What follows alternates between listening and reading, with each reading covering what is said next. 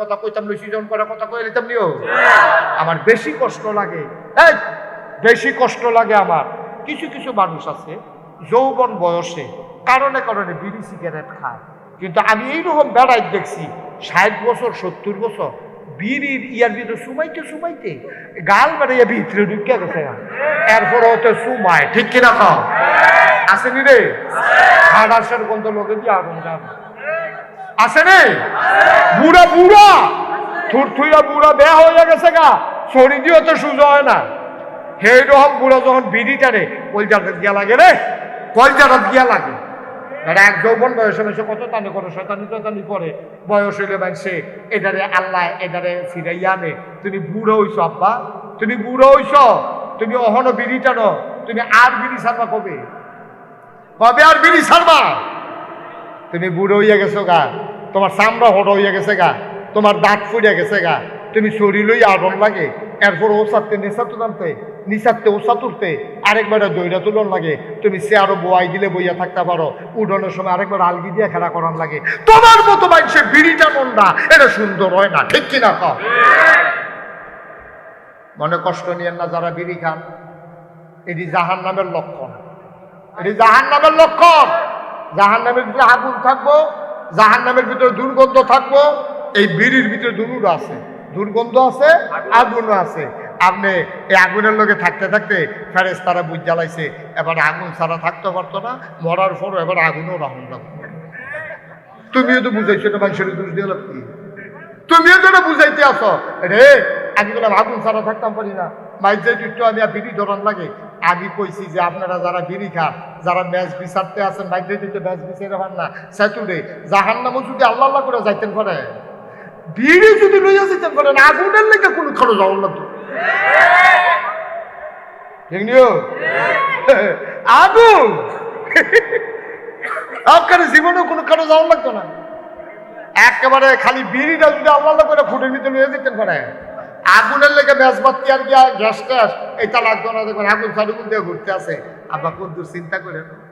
সবসময় একরকম যান 30 বছরটা একরকম 40 বছরটা একরকম 50 বছরটা একরকম 60 বছর হয়ে গেছে নবীজি কি তা কইছো নি তুমি তো কিচ্ছু শুনছো না নবীজি কয় 60 বছর একবার রয়ে গেছে গা এরপরেও যদি এবার আল্লাহ বলা হইতো না পারে এরপরেও যদি গোনা ছাড়তো না পারে তে সে কিয়ামতের ময়দানে যখন উঠবো তার জিজ্ঞাসা বয়স কত তে কইব 60 আল্লাহ ফেরেশতারা ডাকতে কইব ফিডা শুরু তে কইব আল্লাহ কয় না কথা না ফিট কত ফিটালা কত 60 বছর বয়স হয়েছে এরপরেও তে বদলায় না তার আবার কথা দিতে ফিরা গিটা কেমন লুজ করে লাগিটা এই নলি বলি ভাঙ্গা লাগবো না ভাঙ্গা আর ধরাই দিব গলার লগে আমার কথা না নবীজির কথা নবীজির কথা 60 বছর হয়ে গেলে গাও যে মানুষ বদলায় না এরপরে এবার ভাগনা কথা কয় ভগিন্দি বেডির লোক আধা ঘন্টা না ভগিন্দি বেডির লোকে আধা ঘন্টা ভগিন্দি বেডির লোকে কি থাকো ভিক্ষা করে করে বিয়া বইয়া লাও না করে ভগিন্দি বেডির লোকে তুমি একটা বংশাবলী মানুষ কথাটি হয়েছে নি তোমার সেই ভিডিও তো সরম চাবা না আর তার তো সরম গেছে কেনা সেই ভিডিও যাইতে কইয়া গেছে আপনি যখন বিয়া বই রাইতাম আপনার মতো খবরও নয় না আইলে তো বইয়া লইলাম তোমার আর ঘরে তো সরম হয় না তোমার জুতাকে ফিরতে তো ফিটায় ধরে না তোমার রোগিন্দি বেডিও কইয়া গেছে ভাইলে মিলে বিয়া বইয়া লইল এখন তো তোমার সরম নাই পরে রোগিন্দি বেডি আইসে করে আবার 45 মিনিট না আল্লাহ কিরকম অসুখর জায়গার এই ওমাইটা কি কারবার কি বাফিলো লাগাই দিয়ে আপনার এমনি উঠেন কিন্তু হ্যাঁ এই আস্তে আস্তে আপনি উঠছেন কেন বাফিল্লা তুমি আজ থেকে আমিন কর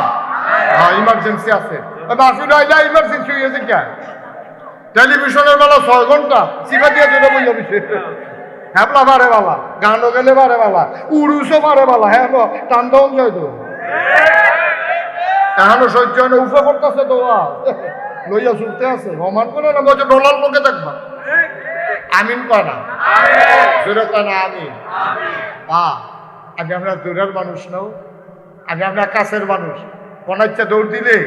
কয় কাই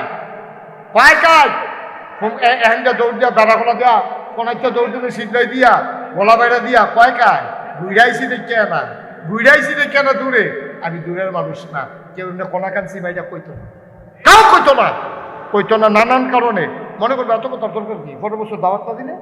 এই টেনশনে কথা পায় না। আর আমি গিয়ে 15 বছর আইতামে চাই, তা আমিও তো কথা পাই, কত কইতে সাপ পালাতো, যেহেতু আমি আর আগামী বছর আইতাম না, দাওয়াতের লিগে ঘুরবেন, দাওয়াত রাখলে না। আব্বা কুদ্দুর চিন্তা করে আমরা আমার কাছের মানুষ দরদ নিয়ে কথাটি কইতেছি, মায়া লইয়া দরদ নিয়ে কইতে আছে, কথাটি কইতে আছে। আপনারা আমার শত্রু না, আপনারা আমার শত্রু না,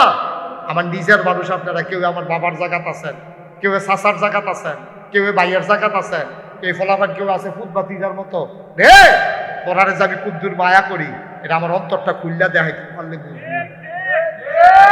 দেখলি তোরা জাহান্নামও গেলে আমার কোনো লাভ না রে, তোরা জান্নাত গেলে আমার লাভ।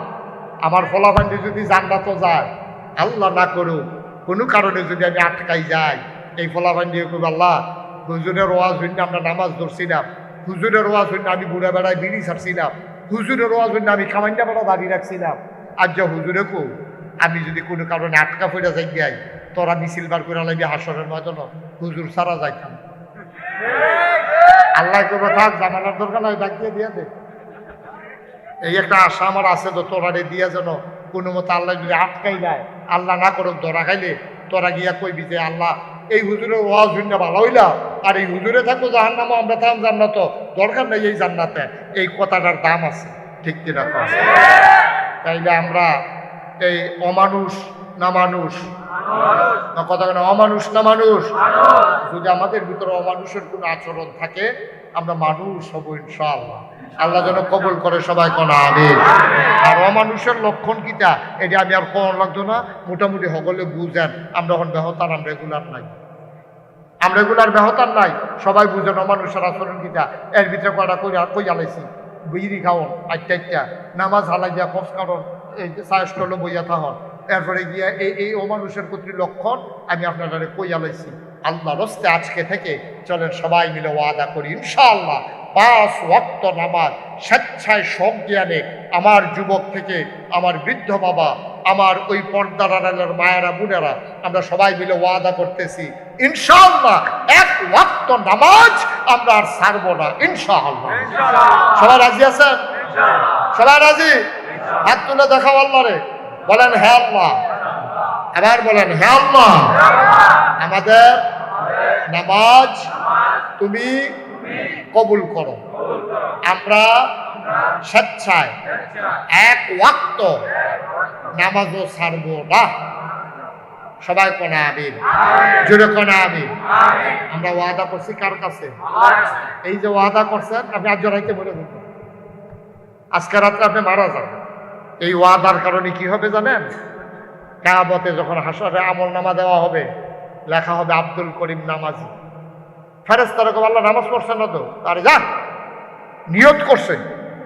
মইরা গেলে গেছে গা দেখে না, বাচ্চা থাকলে নামাজ আর ছাড়লো না, এবার নামাজি হিসাবে আমি কবুল করে লাইলাম। সুবহানাল্লাহ। বুঝলেন না? কি লাভ রে, কি লাভ?